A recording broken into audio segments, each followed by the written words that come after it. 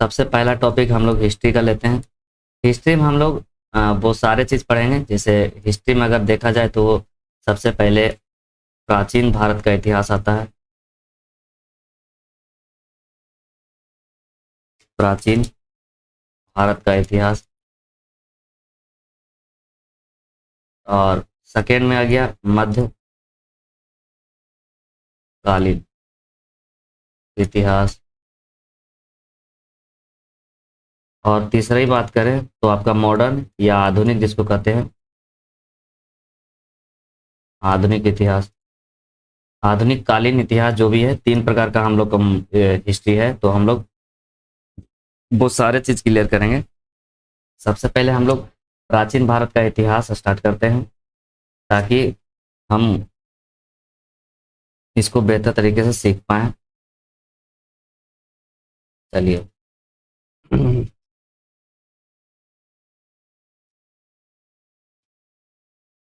सबसे पहले हम अपने प्राचीन इतिहास के बारे में अगर जानना चाहें तो हम अपने भारत का जो इतिहास है प्राचीन, ठीक है, हम लोग टॉपिक हेडिंग देंगे।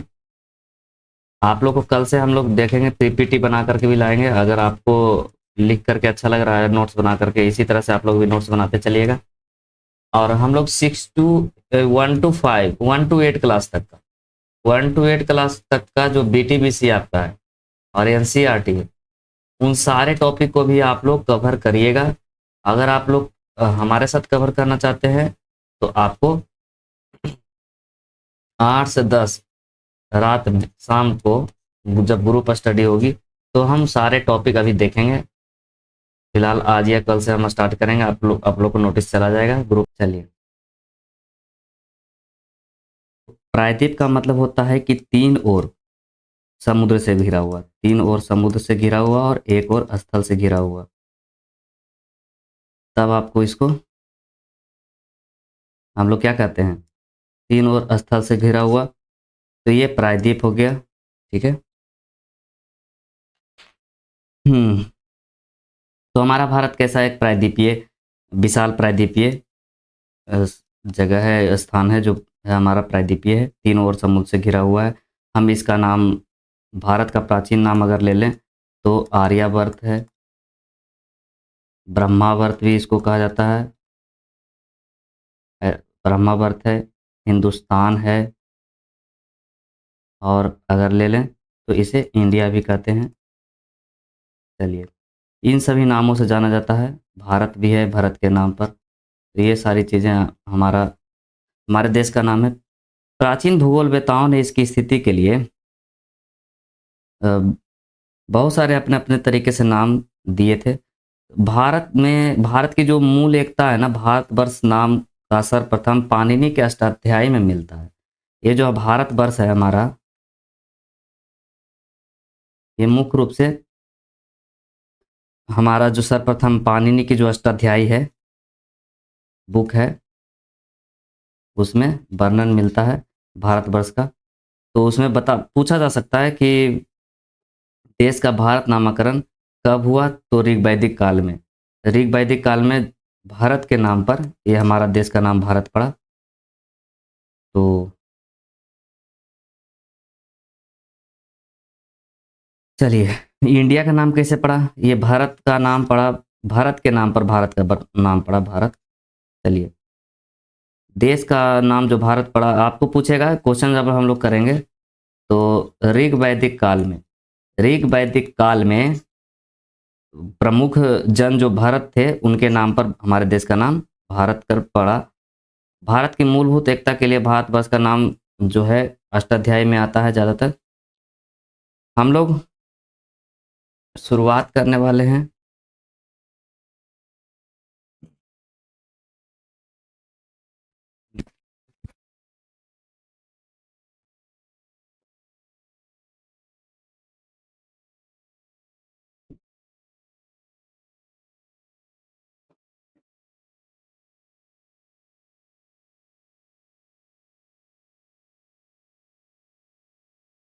हम लोग इतिहास के बारे में पहले जानेंगे। इतिहास क्या है?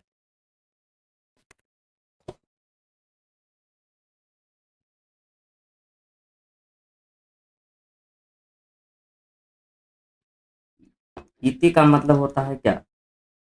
बीता हुआ। और हास का मतलब होता है कहानी। तो अगर इतिहास के बारे में देखा जाए तो बीती हुई कहानियों के बारे में हम लोग पढ़ेंगे।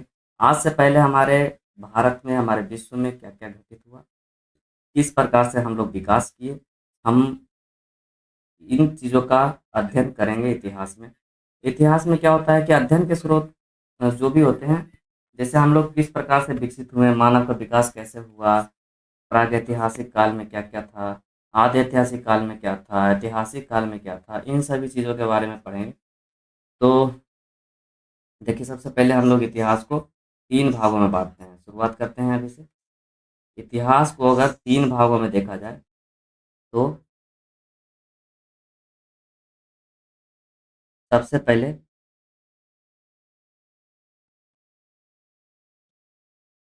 प्रागैतिहासिक काल था। प्रागैतिहासिक काल। फिर आ गया आपका आद्य ऐतिहासिक काल।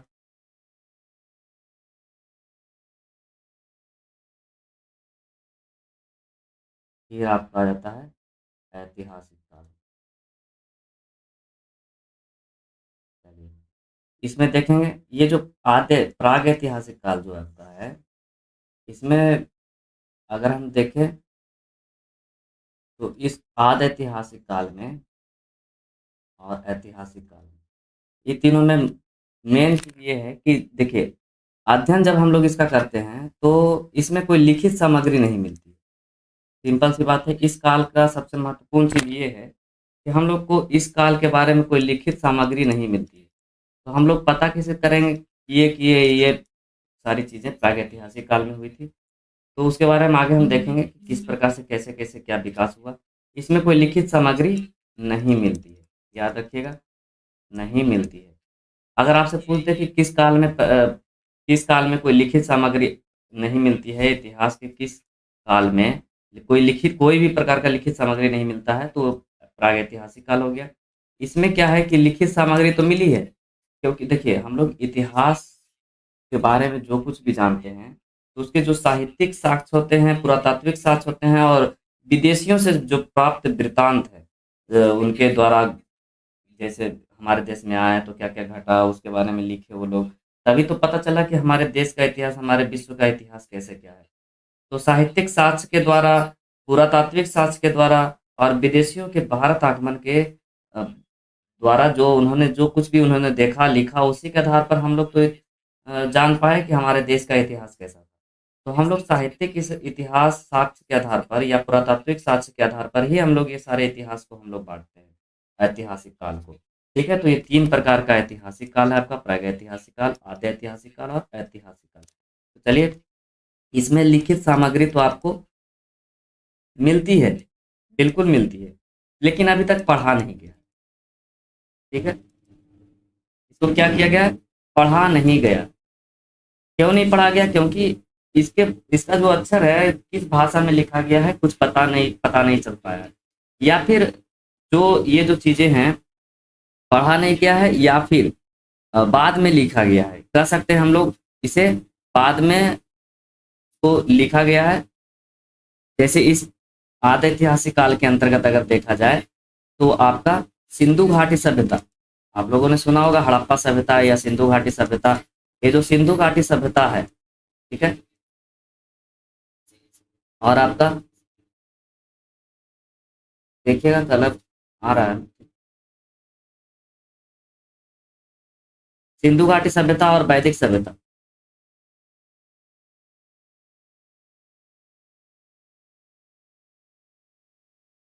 सिंधु घाटी सभ्यता और वैदिक सभ्यता। देखिए, इसमें क्या है ना कि कुछ चीजें हमें लिखित रूप में तो मिली हैं, लेकिन लिखित रूप में मिलने के बाद भी हम उसे पढ़ नहीं पाए अब तक। ठीक है? इसकी लिपि जो है, जिस लिपि में लिखी गई है, उस लिपि को आज तक हम लोग पढ़ नहीं पाए, या फिर ऐसी हुई हैं कुछ चीजें जिसे बाद में लिखी गई। तो बाद में लिखी गई हो तो वो सारी चीजें भी हम लोग को अभी तक उससे संबंधित कोई जानकारी नहीं मिल पाई। और ऐतिहासिक काल के अंतर्गत है की लिखित सामग्री भी मिला है। जैसे बहुत सारे लोग जो हमारे जैसे चीन से भाई हुए इंसान बहुत सारे आए, तो ये सब विदेशी विदेशी जो लोग आए हैं और हमारे देश के ही लोग पूर्व घटित घटनाओं के बारे में वर्णन किए हैं। तो बहुत सारी चीजें आधुनिक काल में, ये जैसे प्राचीन भारत, मध्यकालीन भारत, आधुनिक भारत, ये सब इसी के अंतर्गत पढ़ना है, ऐतिहासिक काल के अंतर्गत। इसमें लिखित सामग्री आपकी मिली है, और ये जो लिखित सामग्री मिली है इसे पढ़ा भी गया है। ठीक है, तो पढ़ा गया है, तो इसके आधार पर हम लोग को पता चला है कि हमारे पूर्वज, मतलब हमारे यहाँ कौन कौन शासन किया, किस तरह से शासन किए, कौन कौन थे, मतलब किस प्रकार से उस वक्त व्यवस्था चलती थी, वो सारी चीजें हम लोग यहाँ वर्णन करेंगे। कैसे कैसे क्या इसका विकास हुआ, इसके बारे में भी हम लोग देखेंगे। सबसे पहले हम लोग देखेंगे कि प्रागैतिहासिक काल में क्या था। ठीक है, हम लोग यही देख लेते हैं।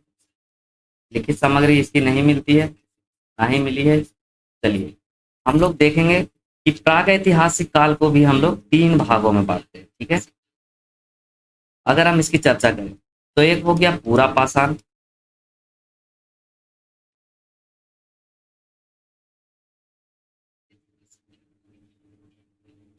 पूरा पाषाण काल।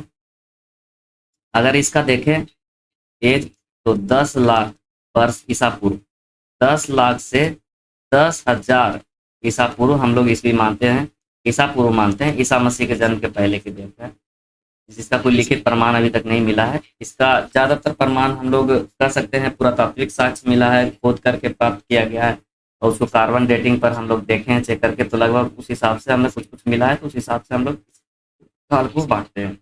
दूसरा है इसी में मध्य। देखिए, एक प्राग ऐतिहासिक था, आद्य ऐतिहासिक है और ऐतिहासिक है। तो प्राग ऐतिहासिक काल को 3 भाग, कितने भाग? 3 भाग, आप लोग भी बोलते चलिएगा, 3 भाग। पूरा पाषाण काल, मध्य पाषाण काल और मध्य पाषाण काल, और आपका तीसरा हो गया नव पाषाण काल। तीसरा क्या हो गया? नव पाषाण काल, नव पाषाण काल। देखिए, मध्य पाषाण काल जो आपका है वो 10,000 ईसा पूर्व से 10,000 ईसा पूर्व से 7,000 लगभग ईसा पूर्व माना गया है। ठीक है, और नव, ये मध्य पाषाण काल का। ठीक है, 10 लाख ईसा पूर्व से 10,000 ईसा पूर्व मानते हैं पूरा पाषाण काल का, मध्य पाषाण काल का 10,000 से 7,000, और नव पाषाण काल का 7,000 से लेकर के 2,500 ईसा पूर्व का।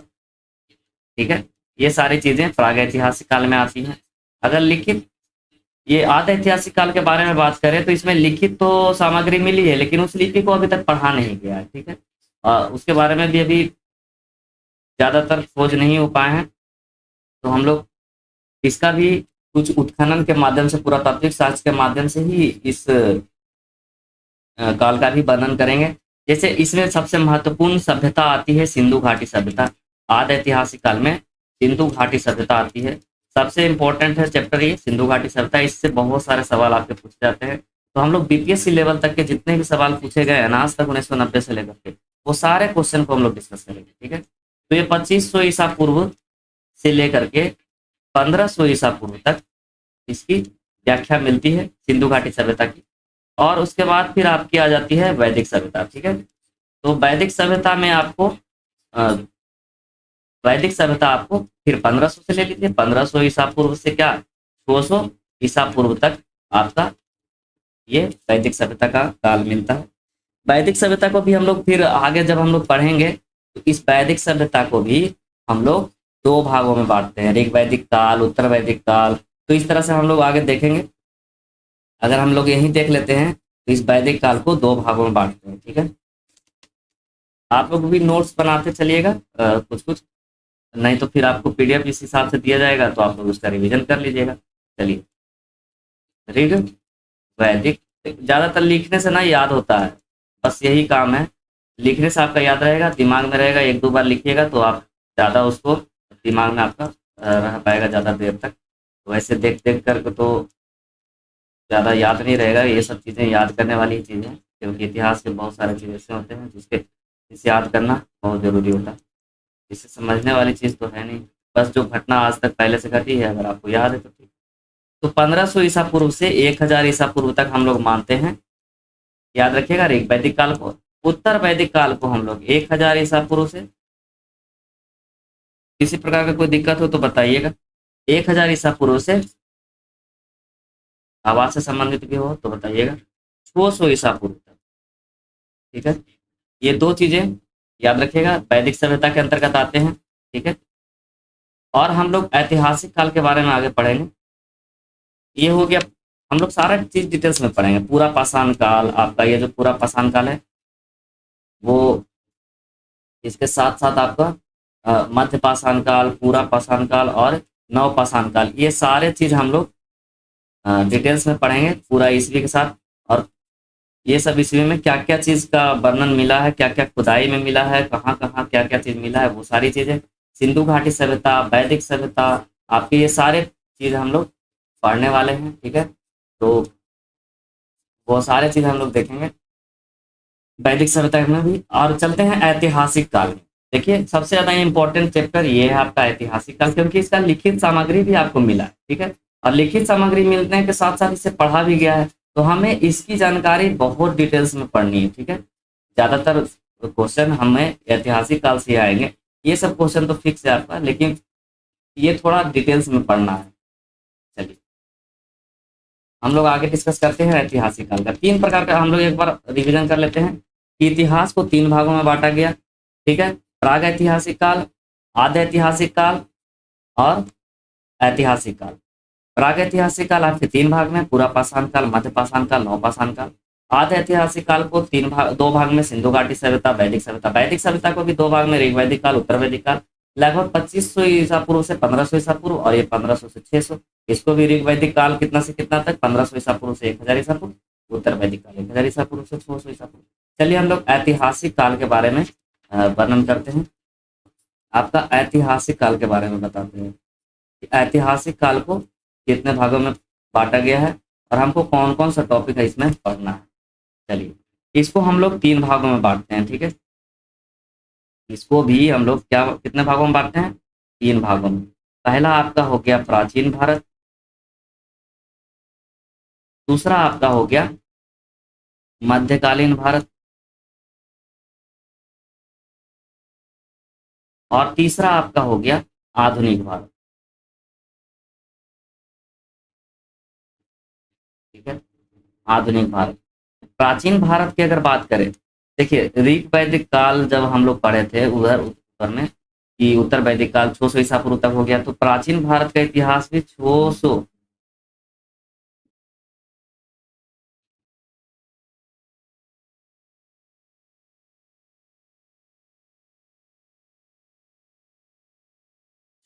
ईसा पूर्व से 712 ईस्वी तक। ठीक है, 712 ईस्वी तक, ईस्वी इसमें है, याद रखिएगा। और मध्यकालीन भारत के बारे में अगर हम देखें, तो मध्यकालीन भारत आपका 712 ईस्वी से लेकर के हम लोग 1760 तक ये पढ़ेंगे। फिर आपका आ जाता है आधुनिक भारत। आधुनिक भारत के अंतर्गत हम लोग 1707 से लेकर के 1947 तक हम लोग पढ़ेंगे कि इस ईस्वी तक कौन कौन लोग यहाँ आए, किस प्रकार से विस्तार हुआ, क्या क्या हुआ, किस काल के अंतर्गत कौन से शासक बने, क्या क्या हुआ, इसके बारे में पढ़ेंगे। हम लोग देखिए डिटेल्स में पढ़ लेते हैं। पहले प्राचीन भारत को भी हम लोग बांट लेते हैं कि प्राचीन भारत में हम लोग क्या क्या पढ़ेंगे। ठीक है, अगर हम लोग चर्चा करें प्राचीन भारत में हम लोग क्या क्या पढ़ेंगे, तो देख लेते हैं। प्राचीन काल में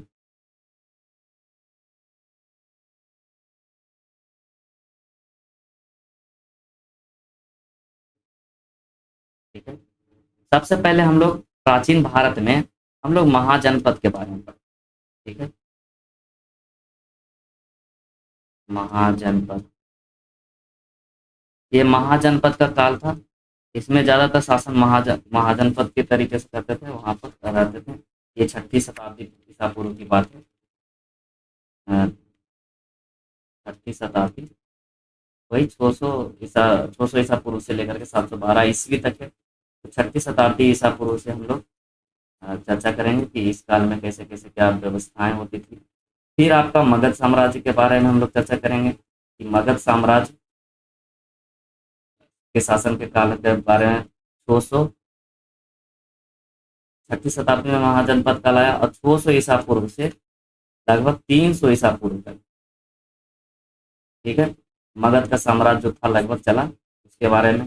फिर मगध के बाद कौन आया? मौर्य साम्राज्य आया।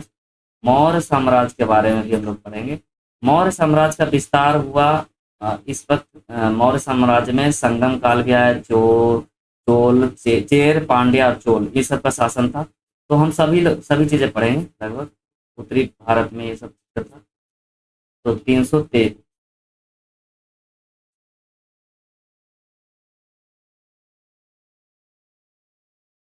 323 ईसा पूर्व से लेकर, याद रखिएगा, 323 ईसा पूर्व से 184 ईसा पूर्व तक। देखिए अब इसी में मौर्य साम्राज्य के साथ साथ हम लोग इसमें संगम काल के बारे में भी पढ़ेंगे। हाँ, संगम काल, इसमें आपका चेर, पांड्या वंश, चोल वंश, ये सब के बारे में ज्यादातर आपको डिटेल में पढ़ना है।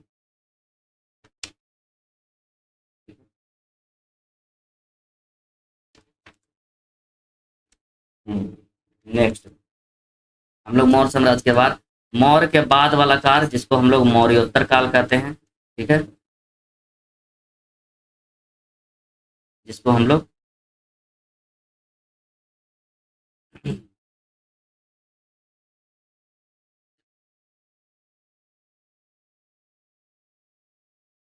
इसको हम लोग क्या कहते हैं? मौर्योत्तर काल।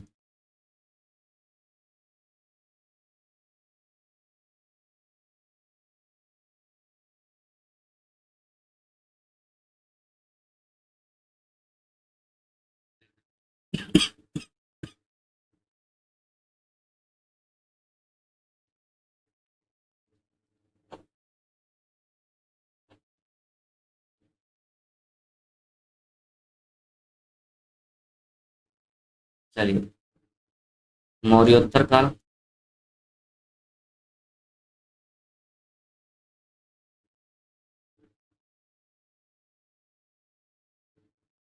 अगर दिख नहीं रही है तो बताइएगा चीज। मौर्य साम्राज्य के बाद आपका मौर्योत्तर काल आ गया। ये थोड़ा सा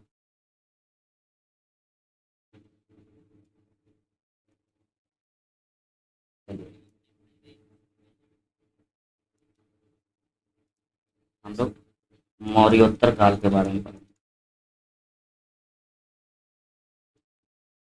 देखिए, मौर्योत्तर काल जो आपका है 184 ईसा पूर्व से, सब लोग हम लोग याद करेंगे, ये सब चीज पढ़ेंगे, देखेंगे डिटेल्स में। 313 ईसा पूर्व तक की,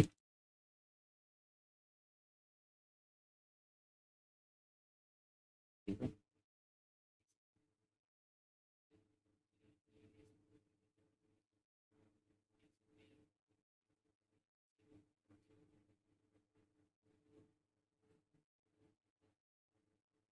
323 से 184, 184, 313 ईस्वी आ गया,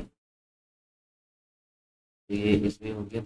चलिए, यहाँ मौर्योत्तर काल के बाद फिर आपका हर्षवर्धन का काल आएगा, ठीक है।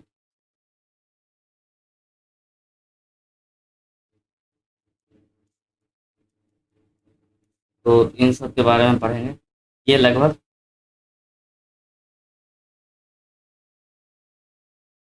आपके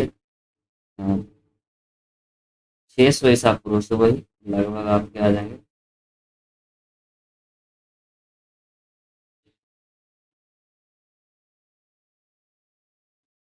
लगभग 700 ईस्वी तक के हम लोग चर्चा करेंगे, 712 ईस्वी तक। इसका डिटेल्स है नहीं अभी। फिलहाल हम लोग चर्चा करेंगे ये सब प्राचीन भारत के इतिहास के बारे में, जिसमें हम लोग पढ़ने वाले थे महाजनपद, मगध साम्राज्य, मौर्य साम्राज्य, मौर्योत्तर साम्राज्य, हर्षवर्धन का काल था, ये सब चीजें। और मध्यकालीन भारत के बारे में अगर हम लोग पढ़ें, देखेंगे मध्यकालीन भारत के बारे में अगर देखा जाए, तो मध्यकालीन भारत में दो तरह का काल आता है।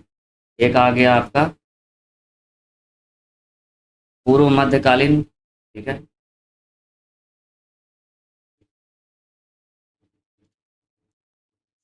पूर्व मध्यकालीन, और एक आ गया उत्तर मध्यकालीन, पूर्व मध्यकालीन को हम लोग 8वीं शताब्दी से 712 तक, वहां तक हो गया था हर्षवर्धन तक।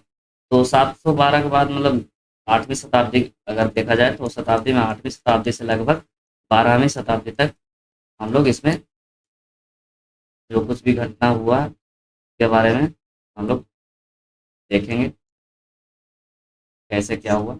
और उत्तर मध्यकालीन में हम लोग 12वीं शताब्दी से 18वीं शताब्दी तक जो भी घटित हुआ, ठीक है, वो सारी चीजें देखेंगे। तो इसमें देखेंगे और डिटेल्स में कि जैसे उत्तर भारत में किनका शासन था उस वक्त 18वीं शताब्दी में। अगर दक्कन के पठार जो कहे जाते हैं, गुजरात वाले क्षेत्र नीचे उस महाराष्ट्र वाला, तो वो जो दक्कन के क्षेत्र में किनका शासन था। और अगर देखा जाए तो दक्षिण भारत में उन वक्त उस वक्त किनका शासन था, उन सभी के बारे में हम लोग पढ़ेंगे। जैसे अगर देखा जाए तो उत्तर भारत में उस वक्त राजपूत का शासन हुआ करता था, पाल वंश का था शासन, गुर्जर प्रतिहार वंश, ये सब, इन सभी का शासन हुआ करता था, गुर्जर प्रतिहार वंश का। तो इसके अंतर्गत कौन सा से शासक आते थे वो सारे हम लोग पढ़ेंगे, ठीक है। दक्कन के पठार वाले क्षेत्र में चालुक्य वंश का शासन था इस वक्त, चालुक्य वंश, पल्लव वंश, ठीक है, और राष्ट्रकूट वंश,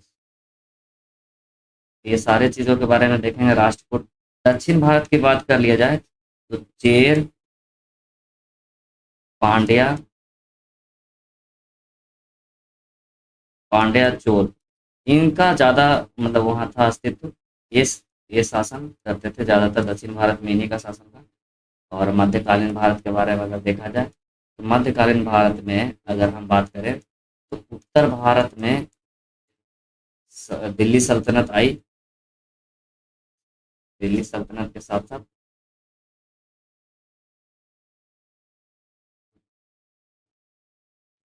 दिल्ली सल्तनत के साथ साथ आपका मुगलिया शासन के बारे में भी पढ़ना है, मुगल शासन के बारे में, मुगल शासन में कैसे कैसे क्या क्या, सबसे पहले कौन आया, कैसे क्या हुआ, ओके। दक्कन वाले क्षेत्र में अगर बात करें तो विजयनगर साम्राज्य की, विजयनगर साम्राज्य, उसके बाद बहमनी साम्राज्य, ये सब चीज़ों के बारे में पढ़ना है।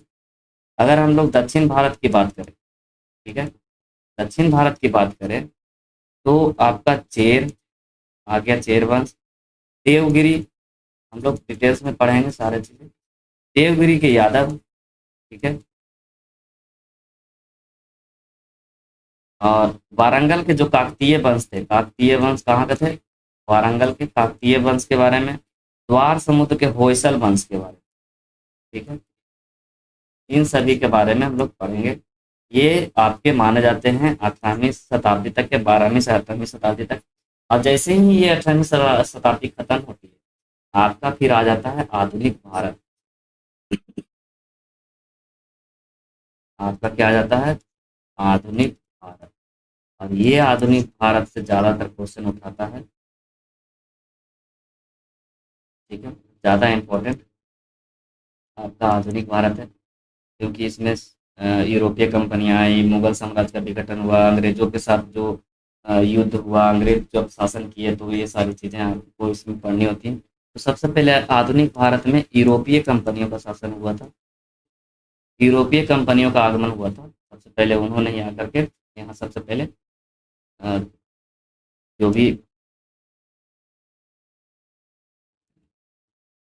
यूरोपीय कंपनी का आगमन, फिर उन्होंने अपना विस्तार किया और धीरे धीरे शासन करने लगे। फिर जैसे ही उन्होंने आए तो उस वक्त मुगल साम्राज्य चल रहा था, मुगल का शासन था। और मुगल साम्राज्य का किस प्रकार उन्होंने विघटन किया, किस प्रकार उनको तोड़ा, और एवं उनको सत्ता से हटा करके खुद वो शासन करने लगे, कैसे कैसे क्या हुआ पूरे कहानी माध्यम से पढ़ेंगे, ठीक है। उत्तराधिकारी राज्य, मुगल साम्राज्य का विघटन एवं उत्तराधिकारी राज्य, और अंग्रेजों की भारत विजय, अंग्रेजों की भारत विजय जो हुई, ठीक है, आपका इसमें सबसे पहले वो कर्नाटक का युद्ध जीता, ये सब चीज़ पढ़ेंगे। कर्नाटक का युद्ध लगभग 1744 से 63 ईस्वी में जीता। यूरोपीय कंपनी का आगमन के बारे में अगर देखें तो सबसे पहले पुर्तगाल आते हैं, पुर्तगाली। फिर कौन आया? डच आया। फिर अंग्रेज। और फिर बात करें तो फ्रेंच। ठीक है। तो इस प्रकार से उन्होंने मतलब अपना आगमन, यूरोपीय कंपनी का धीरे धीरे आगमन हुआ और धीरे धीरे वो अपना विस्तार करने लगे। अगर इसमें देखें तो बंगाल का जो उत्तराधिकारी राज्य था विघटन, बंगाल पर, बंगाल का शासन अलग अलग हुआ। अवैध, अवध का शासन हुआ, हैदराबाद का, और कर्नाटक, ये सब उत्तराधिकारी राज्य थे। तो मुगल साम्राज्य का विघटन हुआ। और इस वक्त यहाँ क्या क्या कैसे हुआ, कौन कौन से साम्राज्य यहाँ पर, कौन कौन से राजाओं ने क्या क्या किया, इसके बारे में हम लोग डिटेल्स में पढ़ेंगे। कर्नाटक युद्ध के बाद अंग्रेज का जब भारत विजय वाला अभियान चल रहा था, तो सबसे पहले उन्होंने कर्नाटक युद्ध को जीता। कर्नाटक युद्ध जीतने के बाद उन्होंने बंगाल पर आक्रमण किया। बंगाल पर आक्रमण किया और उस वक्त पलासी का युद्ध और बक्सर का युद्ध बहुत ही इंपॉर्टेंट था, क्योंकि बिहार बक्सर में पड़ता था। सॉरी, बक्सर बिहार में और बिहार बंगाल से जुटा हुआ था। तो पलासी और बक्सर का युद्ध के द्वारा ही माना जाता है कि अंग्रेज हमारे भारत पे शासन करने लगे थे, क्योंकि उनका अस्तित्व उस वक्त से, ये सब जो युद्ध जीते, कर्नाटक युद्ध जीता, उसके बाद उन्होंने तुरंत ही तुरंत पलासी और बक्सर का युद्ध उन्होंने तुरंत तुरंत जीता। तो इसी युद्ध के माध्यम से माना जाता है कि अंग्रेज हम लोग पर शासन करना स्टार्ट किए। चलिए, बंगाल का हो गया। चलिए, उसके बाद फिर आ गया मराठा। मराठा संघ की समाप्ति के बारे में भी पढ़ेंगे, किस प्रकार से समाप्ति हुई इसकी, मराठा संघ की। लगभग अगर ईस्वी देखा जाए तो 1817 से 18 ईस्वी, यही एक साल के अंतर्गत हुआ। कि धीरे धीरे देखेंगे कि इसका अधिग्रहण कैसे हुआ, उन्होंने पूर्ण रूप से कैसे अधिग्रहण किया। ठीक है। हाँ, पंजाब का अधिग्रहण।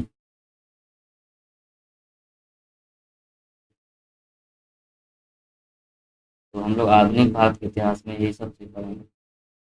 हाँ, पंजाब का अधिग्रहण किया।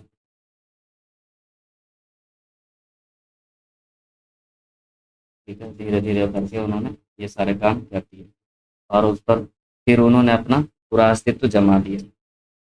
चलिए, हम लोग ये सारी चीज़ें हम लोग पढ़ेंगे डिटेल्स में। अभी तो फिलहाल इतना ही देख रहे हैं। हम लोग शुरुआत करते हैं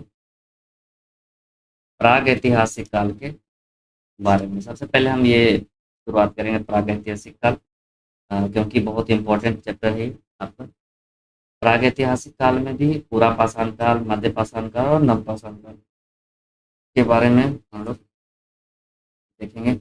देखिए, प्रागैतिहासिक काल की जो जानकारी हमें मिलती है ना, पुरातात्विक साक्ष्यों से मिले, कुछ अभिलेख मिले, सिक्के मिले, स्मारक मिले, मूर्तियां मिली, भवन मिले, बर्तन मिले। यही सब चीज़ से तो हम लोग जान पाए कि वो प्रागैतिहासिक काल के बारे में वो सब चीज़ें हमें बताई। भारत में पाषाण युग को औजार प्रौद्योगिकी के आधार पर अगर हम बांटे तो चार भाग में। ठीक है। पूरा पाषाण, मध्य पाषाण, नव पाषाण और लौह काल भी एक आता है। ठीक है। पूरा पाषाण, मध्य पाषाण, नव पाषाण के बाद एक और काल आता है जिसको हम लोग लौह काल भी पढ़ेंगे, उस वक्त पढ़ेंगे जब हम डिटेल्स में इसको पढ़ेंगे ना, उस वक्त बताएंगे कि एक और काल है। अगर बांट देते हैं तो लौह काल भी आता है, फिर ताम्र पाषाण युग आता है, इस तरह से हम लोग देखेंगे।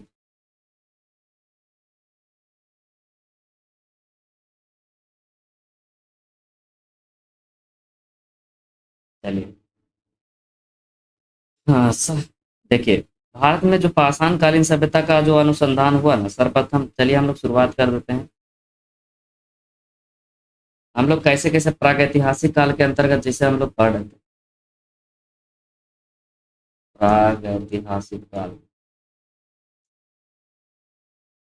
ये जो प्रागैतिहासिक काल है, देखिए हम लोग क्या हुआ कि प्रागैतिहासिक काल का जो साक्ष्य मिला है, ये साक्ष्य कहाँ से मिलते हैं? इस समय के पुरातात्विक साक्ष्य आपके अभिलेखों के माध्यम से मिलते हैं,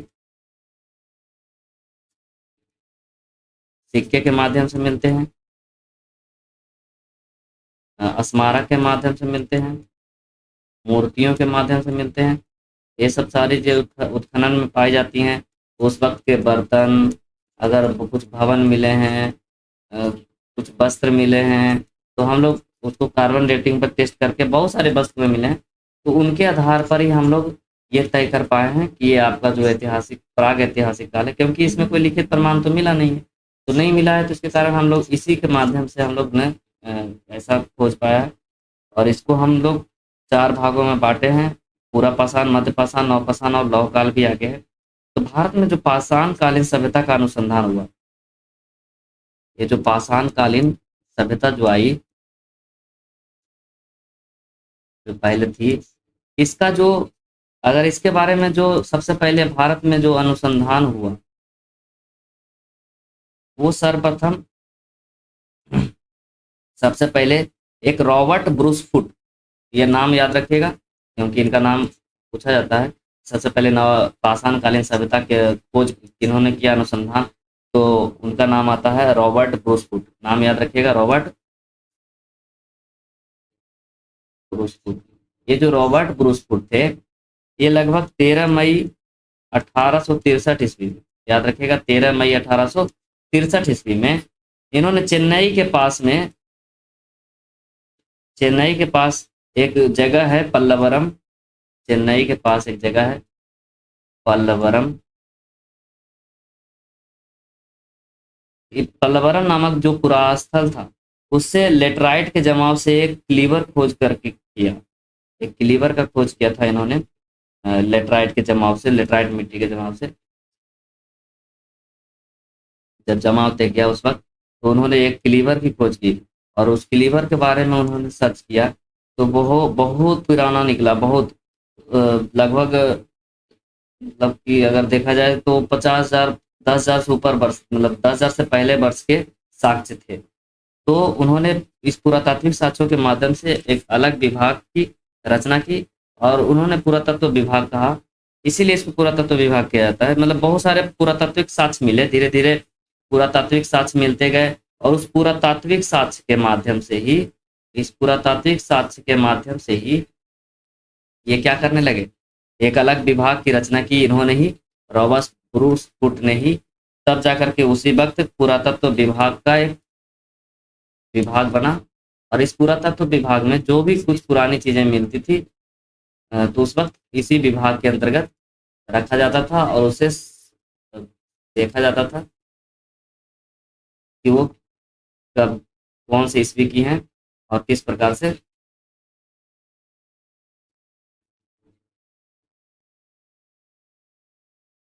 पुरातत्व विभाग की, हाँ, पुरातत्व विभाग का आता है। और पुरातत्व विभाग जो आता है किसके अंतर्गत आता है, आपको पूछेगा। ये जो विभाग बनाया गया, वो केंद्रीय मानव संसाधन विकास के अंतर्गत बनाया गया, ठीक है, केंद्रीय मानव संसाधन विकास के अंतर्गत आता है,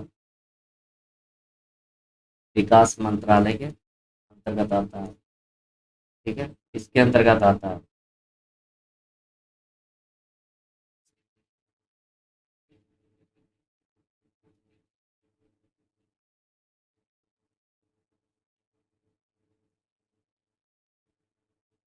चलिए, पुरातात्विक विभाग, तो हम लोग पूरा पाषाण काल के बारे में अगर पढ़ें, सबसे पहला था पूरा पाषाण काल।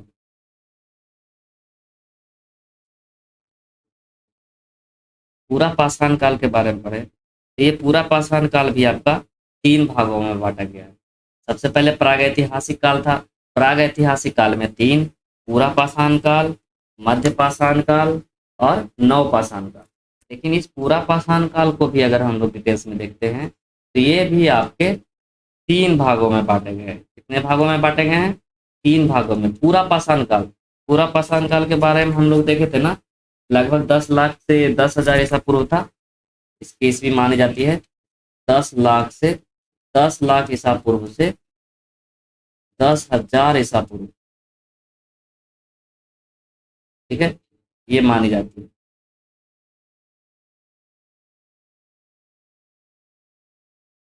ठीक है। चलिए, इसमें एक पूर्व पूरा पाषाण काल आता है, पूर्व पूरा पाषाण काल, फिर मध्य पूरा पाषाण काल,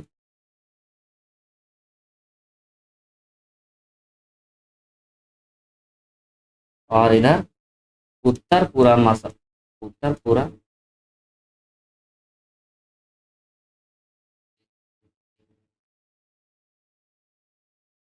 पूरा पाषाण काल। चलिए, हम लोग इसको देखते हैं। पूर्व पूरा पाषाण काल, पूर्व पूरा पाषाण काल के अंतर्गत भी आपके दो तरह की संस्कृति देखने को मिलती है। पहला व्याख्या किया गया है चापर चापिंग, याद रखिएगा, चापर चापिंग, चापर चापिंग पेवल, चापर चापिंग पेवल संस्कृति, इसकी खोज की गई थी। ठीक है, जिसको इसको हम लोग सोहन संस्कृति भी कहते हैं।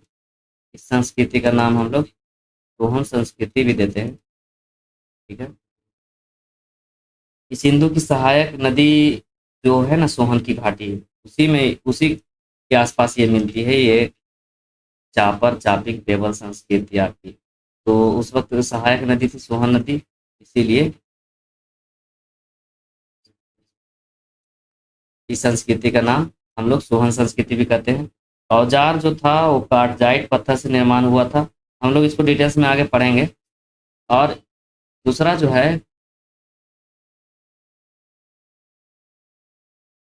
हैंड एक्स संस्कृति। ठीक है, हैंड एक्स संस्कृति के नाम से जानते हैं। इसमें इस तरह के हथियार मिले थे, हैंड एक्स।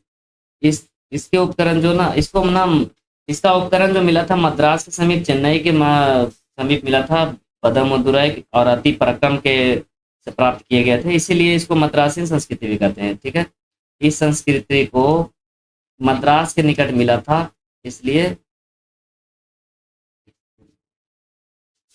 इसको क्या कहते हैं?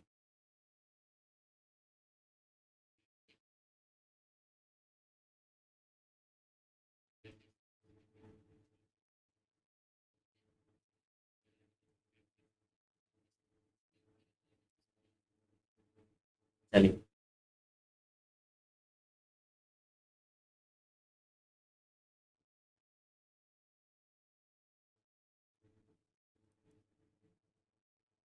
इसीलिए हम इसको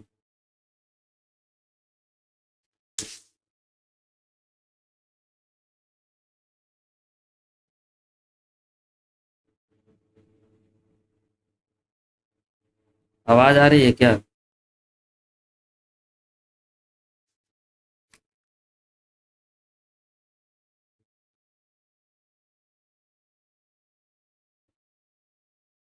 चलिए, हैंड एक्स संस्कृति, और ये इसको हम लोग क्या बोलते हैं?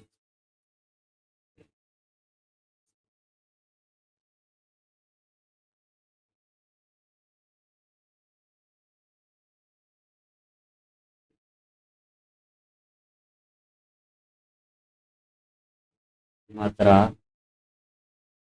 मद्रासियन संस्कृति भी बोलते हैं, क्योंकि ये जो सबसे पहले यहाँ ये जो हैंड एक्स संस्कृति जो मिली थी, वो मद्रास के पास, चेन्नई के पास मिली थी, इसलिए मद्रासियन संस्कृति भी कहते हैं।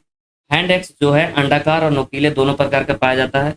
ये हैंड एक्स एक तरह का औजार मिला था, हथियार मिला था। तो जो एक्स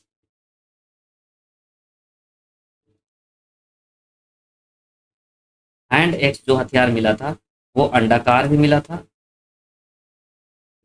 और कुछ नुकीले भी मिले थे। तो इस प्रकार के हथियार उस वक्त मिले थे, दो प्रकार के पाए जाते थे।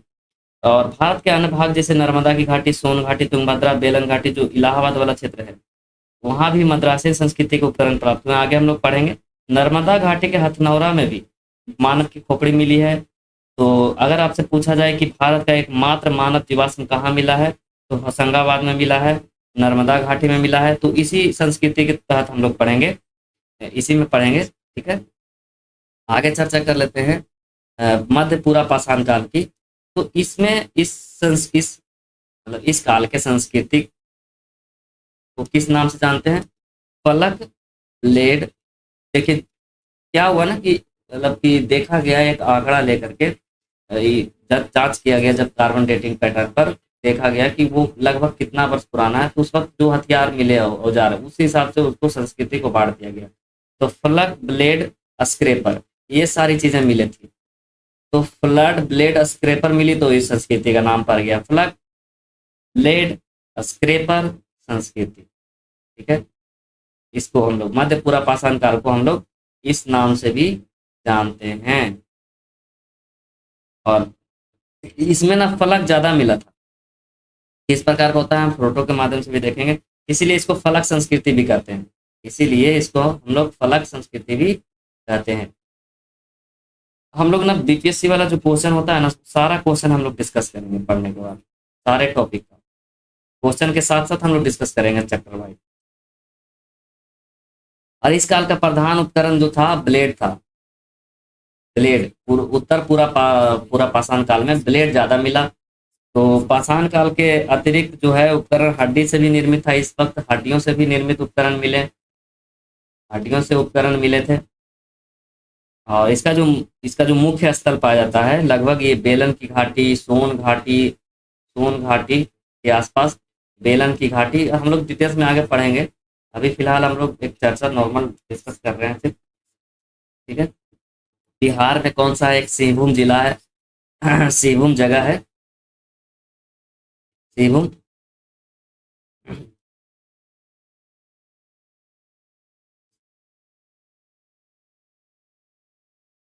सिंहभूम ये बिहार में आपका होता पाया जाता है, बिहार में है। तो यहाँ भी भीमबेटका में ये सब में ये जो उत्तर पूरा पाषाण काल जो है आपका हड्डियों से निर्मित औजार, ब्लेड से ज्यादा निर्मित औजार ये सब मिले थे। और बेलन घाटी में एक मातृ देवी की भी मूर्ति मिली है इस काल में, बेलन घाटी से किसकी मिली है, मातृ देवी की मूर्ति मिली है। ये उसी काल का एकमात्र मूर्ति है। अगर पूछा जाए उत्तर, हम लोग पूरा क्वेश्चन के साथ डिस्कस करेंगे कि उत्तर पूरा पाषाण काल में भारत में एक मात्र ऐसी मूर्ति मिली है, वो कौन सी मूर्ति है, तो मातृ देवी की मूर्ति है। कहाँ मिली है, तो बेलन घाटी में मिली है। इस प्रकार से हम लोग पढ़ेंगे कि भीमबेटका का जो गुफा है, उस गुफा के 3A में, 3A के 28 से नीले रंग के पाषाण खंड भी मिले हैं। ठीक है, उसमें बहुत सारे गुफा मिले हैं भीमबेटका में। तो उस भीमबेटका के गुफा नंबर 3 के A में 28 से अधिक नीले रंग के 28 से अधिक नीला रंग के क्या मिला है, 28 से अधिक नीले रंग